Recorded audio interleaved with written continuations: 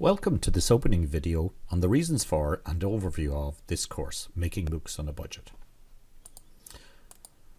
So very quickly, what might be the reasons for low cost production of MOOCs? The most obvious might be the lack of resources. For instance, if you are an individual without institutional support or a small institution that does not have any resources. Alternatively, you might be in an institution that considers large-scale investment in MOOCs unsustainable because a high expenditure is not justified by the impact that would be expected. The unsustainability argument might be justified because of smaller target audiences, maybe less popular topics or specialised topics like this one, low-cost building of MOOCs, or perhaps the population speaking your language is relatively small. Perhaps you work with constantly changing technologies where the learning materials go out of date quickly. Could you improve the sustainability using low-cost production methods? Whatever the reason, you should identify what you want to do. So what are you going to get from this course? Well, we will look at and address all the issues that are related to low-cost MOOC production. And if we have missed any, we will be expecting you to let us know, and hopefully we will address them. By the end of this course, you should have a good idea of whether or not you can build a MOOC.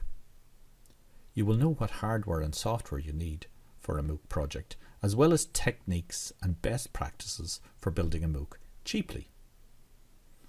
And if you stick with it, you'll get a MOOC, of course. So, what will it cover? Well, it's a project-based MOOC insofar as the aim is to supply you with the knowledge and information you need as you need it, if your intention is to build a MOOC.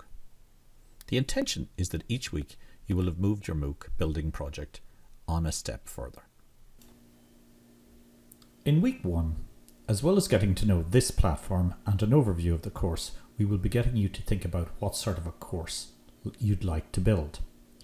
If you are a somewhat experienced teacher or trainer, you will have a good idea of what you want the learners to achieve, but you need to think about what would be your preferred style for achieving these objectives with your learners.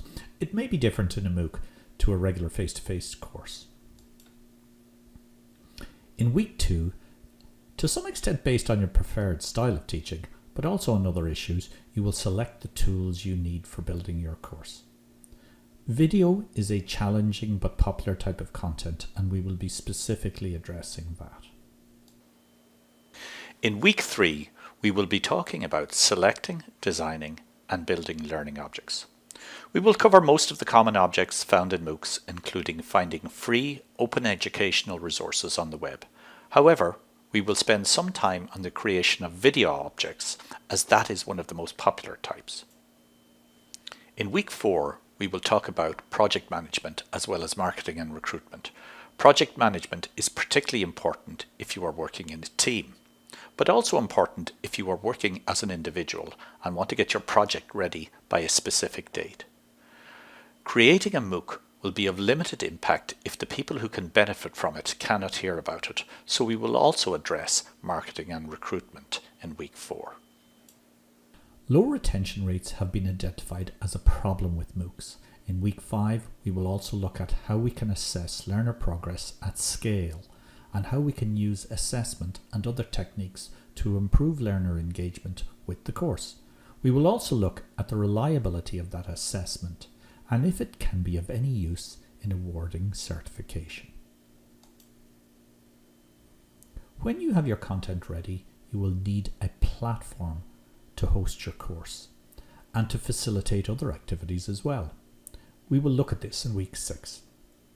During the course, we will have asked you to carry out various exercises. If you are interested in a higher level of certification for your participation in this course, in week 6, we will ask you to gather your contributions into a single document and submit it for assessment by your peers. For those of you that are interested in developing low-cost MOOC production at scale in your institution, we will also look at services that can be provided to subject matter experts to make it as easy as possible for them to create MOOCs. In addition, there will be some other learning materials posted for those who are continuing to build their own MOOCs. You will have access to the discussion boards to ask for help and hopefully to help others for a further 3 months. As this is a continuously changing field with new products and services becoming available all the time, we hope that you will contribute your knowledge and ideas here as well. So what could be missing? Well, because there are so many tools available out there, we will not be in a position to teach you how to use them.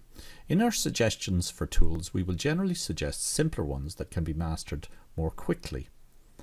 But another important criteria is the availability of existing online training resources. So once you choose your tools, there will most likely be plenty of training materials you can access to learn how to use them, and hopefully other MOOC builders will be able to help as well. I wanted to talk about the style of this MOOC, but to some extent the previous slides will have already given you a good indication of what it will be like.